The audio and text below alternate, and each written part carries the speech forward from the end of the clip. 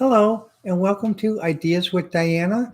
And this is the second show that podcast I did today. I'm hoping basically in the future that we'll have that Nikita will be able to join in as we can find a way how to do it to get two or more people together at the same time, as well as Ron. Um, Maybe next week we're going to stop down at the Kenosha Public Library and see what we could do. And also, what happens, Nikita and I are working on a new show. We did the first podcast about a month ago, Girls Just Want to Have Fun. And we're trying to reach out to different radio stations like iHeart and others to see about working with them as to expanding the show and that. But what I'd like to talk about today is the last 2 days. I'm sort of a fan of science fiction, and I've been watching the two episodes of Sliders they had on the original episode, which was a 2-hour movie, and the episode they had today, where I think were really timing wise appropriate. Even though it's just a coincidence, it was appropriate because today basically they had an episode where the Sliders went into San Francisco, where basically the Revolutionary War was lost in 1779, and it became United States was then in the episode called the British States of America. But the point of the episode was though is it was a case where basically where even people realized how bad the graft was, but also where they are being manipulated by fake media. In this case, it was a prince who did care, but basically and a sheriff who wanted his salary be padded even more with a 74% income tax. Ouch! Very much ouch, ouch, ouch. And then basically every so often giving 2% back. No wonder people would revolt. But the purpose of the people revolting wasn't that they were revolting over high taxes. It was basically as the same reason for the original Revolutionary War was because they were revolting over representation, taxation without representation, as well as graft. In the Sliders episode showed that that basically due to the laws of succession, since the prince was the only remaining heir, if he was somehow had an accident, the corrupt sheriff would take over the area. So when the Sliders figured this out, they explained this to the group who were starting the American Revolution in the storyline in the early 1990s, known as the Oakland Raiders. And Rembrandt says, "Well, was that the football team?" And thinking back, he was back on his original Earth. And what it really was is basically they even realized that with the corruption and the graft, that basically that something had to be done. The changing point of the thing came was when actually the two sides who thought that they were at odds ends, the Oakland Raiders and the prince who was naive and being manipulated by a corrupt sheriff, finally were able to come together. They had a chance to talk. At first, basically, it was like one side didn't trust the other because from the fake media, they were taught to hate each other. Like basically this is a group of outlaws and this is a group of elites, and again, the story what we're going through today. And later, what happened in the episode, the prince escaped, and when he came back to the Oakland Raiders, the one person said, "Well, you have some gall and nerve to come back." And he said, "Well, yes, I do. In a very upper middle class, British like mannerisms and demeanor." But he said, "There's a reason why I did what I did." He said, would you hear me out? And the group finally allowed to realize that they need to have everyone speak. He says, "Well, he said, well, I tried to make a peace with the sheriff to stop this so that no further bloodshed would be done. But I found out the sheriff was just interested in law of power and needs to be removed from office." When they did listen to that, the Oakland Raiders in the episode sort of realized that they said, "Well, let's start a revolution. Let's get this going." And the Sliders realized to say, "Look, we're not going to do this by a civil war. We learned on our planet that a civil war was a very harsh consequence that happened to do this." Since it's the 90s and they had media technology, said, okay, let's do a TV broadcast. So they had the prince go on TV, and first act he did was he mentioned about the corruption. Second act, relieved the corrupt sheriff of his powers and duties and had him arrested. The third act came when that was done. The local leaders and sheriff and other people said, "Well, look, maybe we can work together." So what happened? The Sliders helped them write a new constitution. They tried to remember what the original constitution was, but at one point, when it came to Article 6, they sort of added another amendment. The amendment that they added was that all people are equal and entitled to equal rights. So they added the 13th and 14th Amendment to the Constitution as part of the original Bill of Rights. And to those unfamiliar with the Sixth Amendment, this is from the Cato Institute. The Sixth Amendment says, in all criminal prosecutions, the accused shall enjoy the right to a speedy and public trial by an impartial jury of the state and district wherein the crime shall have been committed, which district shall have been previously ascertained by law, and be informed of the nature and cause of the accusations to be confronted with the witnesses against him. Again, at that time, him was meant to include everybody, but even in the Sliders episode, they still use the term him to include everybody. Just like in the Army and the Navy, basically, when someone salutes an officer, whether it's a man or woman officer, it's always sir. So basically that type of practice has adopted by later on in the 90s and even in the 70s, because the mixed gender can cause confusion. But so against him to have compulsory process for obtaining witnesses in his favor and to have the assistance of counsel for his defense. So in essence, the Sixth Amendment was modified to define how criminal prosecutions were to be done, but also to, like I said in the Sliders episode, to include the 13th and 14th Amendment without the need of a civil war and without the need of what happened with the abolitionist movement, which I think basically Lincoln would have preferred basically a solution without a civil war as well, and I think other people in the South would have felt that way too.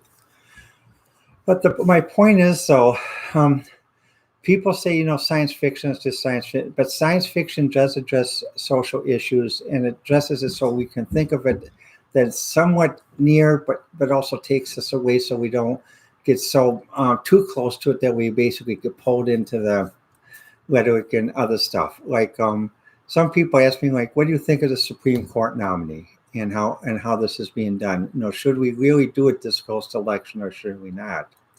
Well, legally, based upon the Constitution, the next administration does not take office until middle of January. So technically that administration is still in effect. November 3rd is not, there's nothing in the Constitution that says November 3rd or closeness to November 3rd should act as a hindrance for appointing a Supreme Court justice. However, due to the last two times that this process was done with President Obama and with current President Trump regarding the closeness of the Supreme Court nominations and the difficulty is raised. If it has come to this point, then maybe something has to be codified so that there is a distinct rule as to what happens when this does occur. In addition, I think if it's going to be codified, we should also have a distinct rule as to the age of justices. How long can a justice actually serve and how long can actually a president serve? At what maximum age do they become ineligible to serve? But the main point I have issues about regarding this thing about the Supreme Court justice is simply this. All the arguments I heard about why this nomination here should go on or why this should not go on or why there may be a filibuster, not a filibuster, it's all based on politics. It's like, well, if we allow this to go on, the Republicans are going to be able to get this, and we as Democrats are not going to be able to get that. Or we try to say, well, if we don't allow this, then we're giving in to the Democrats who want to do this after shortly after election. Folks, could someone please explain to me about the reasoning for selecting a justice that doesn't involve politics and name calling, like no use of Republicans, no use of Democrats, no dog whistles, strictly what does it mean to the American quality of life and being an American? Could someone please explain it to me that way? I would listen, and I think other people would too, but I haven't heard that.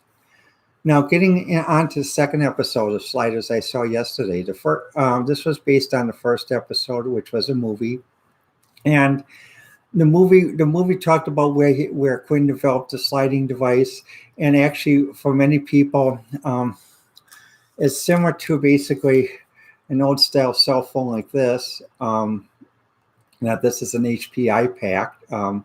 This is one of my first computer phones that I bought around 2005. It actually had a satellite antenna, a keyboard that you could actually, which I still would prefer as attachment to some cell phones, because basically I have big fingers. Both this keyboard was nice, and even had a little stylus you could put inside here, and the other thing, I had a big SD card, so you could actually, I was able to put an 8 gigabyte SD card, even though it said it could only take 512. But I had to pre-format the card to put in there. But in the Sliders episode, talked about the first one about a Soviet takeover in the United States, and how basically the takeover occurred because the elites were paid off to give in. And again, this thing about the elites in media. Sounds familiar, but basically, in the episode what it showed was the way that basically, again, how they stopped basically the Soviet takeover of America, again, through certain types of leadership. It wasn't the leadership who was the favorite of the press, or who was the favorite interviewee of the press. As people who worked in the background. It just kept focused, kept to the knitting, and basically. They didn't care about having their face on TV or being basically a talking head all the time. They wanted to make sure the country was free. And so what the Sliders did is they saved two people from being executed by in the episode by the then Soviet domination, and which allowed them to organize other people to eventually mount a revolt and a response that would end the occupation. But the thing is, the point of what I liked about the two episodes is what many people don't realize about when Sliders was made, though, is Sliders was shown on Fox, and at that time Fox had the X-Files, and to some media people, Fox was considered a conservative entertainment station, but you'd be surprised how many people watch Fox, as Fox is still the number one network. I mean, I and a friend, we co-watch we co-watch 911 and the Austin 911 series together like that, as well as also next week I'm going to be watching Next, and we do watch Prodigal Son as well like that though too. And the thing is, when I watch some of the things on Fox, it sticks to the point. It's like, what is the real issue? There's no dog whistles about Republicans, Democrats. In Sliders, there was a few and those were valid, because what happens in Sliders, when someone said this a dog whistle, they said, well, look, don't you realize what you're saying, or don't you realize what you're doing? And the person said, well, I'm doing it. I said, no, you're being manipulated, my friend, into doing this. And eventually it showed in the series that they were able to sort of use reason and conversation to sort of help people see it when they were pulled away far enough from this fake media orb. So they were pull them all of this orbit. And, I find it interesting. We still have some problems too, but they're a little bit bigger, but we can still solve them. We can still, science fiction is a good vehicle to do that. And also, but the main thing is basically, we got to discuss as people, not as talking heads. Basically, if it's going to come out to basically like talking heads on a news show, basically we're going to have four people, screen subdivided, four people. It's like, sorry, that doesn't work.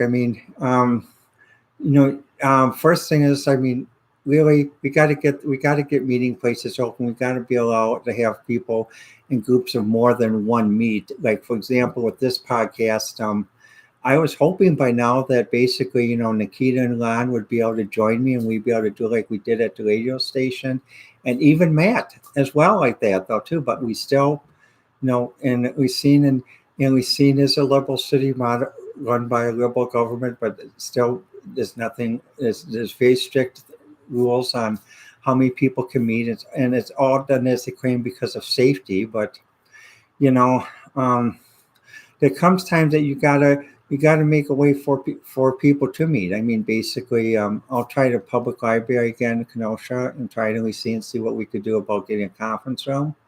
But um, we really need to work together. And like this COVID thing, some people will say that that basically will say, well, we don't want to believe the president because basically he's they say all sorts of nasty things about him or something, and there are many times nasty things aren't true because President Trump is right that basically many people have high suspicion that China, India,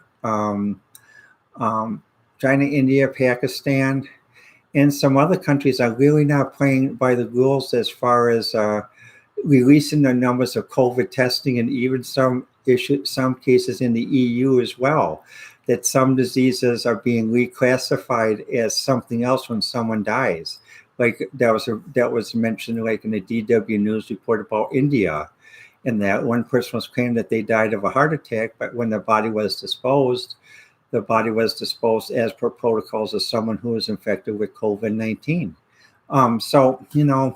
So Trump is right about that. That people aren't playing a fair game of golf here, and they are using a sticky wicket. And or the other or another analogy is they're playing baseball where their side gets 4 strikes and our side and the U.S. gets 2 strikes. So sorry that doesn't work.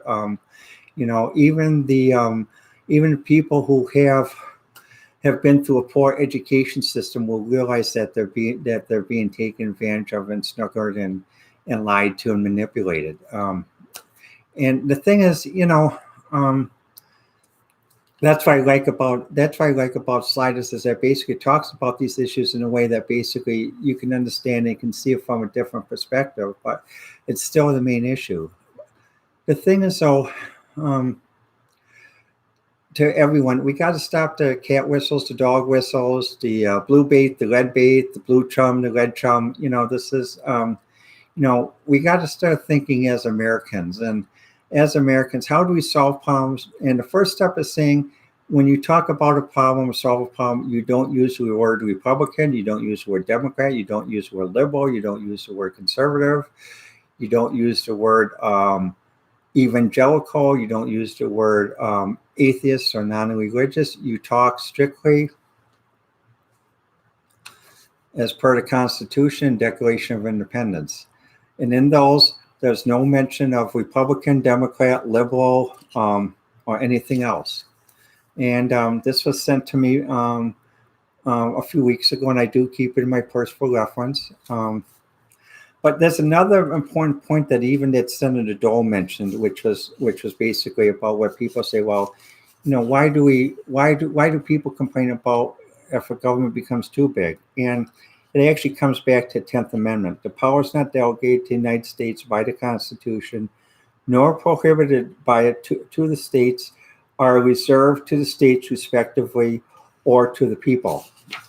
And what that means is, Bob Dole had the best way to say it. He said, would you really want an organization that can do everything for you? They can, they'll come in and wash your dishes. They'll come in and clean your clothes. They'll come in and basically pick up your food and everything else. However, this organization is so big that basically your ability to have any type of representative power in it is absolutely none, or to our European friends, nil. And even to give a second example, based on science fiction, in the original Star Trek, what happens? Kirk and his crew land on a planet run by robots, and the robots said, "Well, we're going to take you over." And they said, "Well, wait. How can you take us? Oh, you only have 500 robots, and basically we have a galaxy of billions of people." He says, "Well, we'll do everything for you." And Spock was the first one whose eyes lit up, realized what that meant. Then it came to Kirk and realized, oh, they'll take over the whole galaxy by making everyone dependent, and that's why you when you think of an organization, you want to make sure that it helps, but not that doesn't make people dependent. Because when it makes people dependent, they give up the freedom, they give up their loss of representative control in voting. So it's better to have basically a quality of life where it's not based upon um, see not based upon a socialist or communist approach, which made people highly dependent. So that basically, even if they tried to protest about what was being done wrongly, suddenly they disappeared.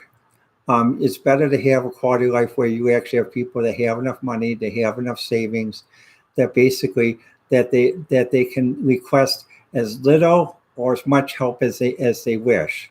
And that was an important point of Star Trek too, was because when they talk to people about joining the Federation, says, well, is the Federation going to come and take us over? He says, no, the Federation will give you as little or as much help as you request. Now, that's an important phrase. As little or as much help as you request, not as little or as much help as you need. As little or as much help as you requested, because what that means is people realize that if you request too much help, you eventually get into this where you fall off the cliff into the endless pit of dependency, and it can be very hard to get out of it. And that's why it's better to have a society where basically people can make their own money, can live their own lifestyle, and basically it's not controlled by whether you belong to this party or that party, or whether you know someone in this party or that party. It's based upon that basically everyone works together. Everyone realizes that we need everyone to make a good society. We need to pay people properly to make a good society and compensate people. When people talk about the minimum wage, they think that's going to be the big thing that's going to bring things up. Well, it might, but really, when people work, and just remember, when most executives work and professionals work, same with me. It's not about payment; it's about compensation. Compensation is how much you're paid, what type of benefits do you get, what type of profit sharing, employee stock ownership programs, educational reimbursement, and also protection for your children, even after they graduate college.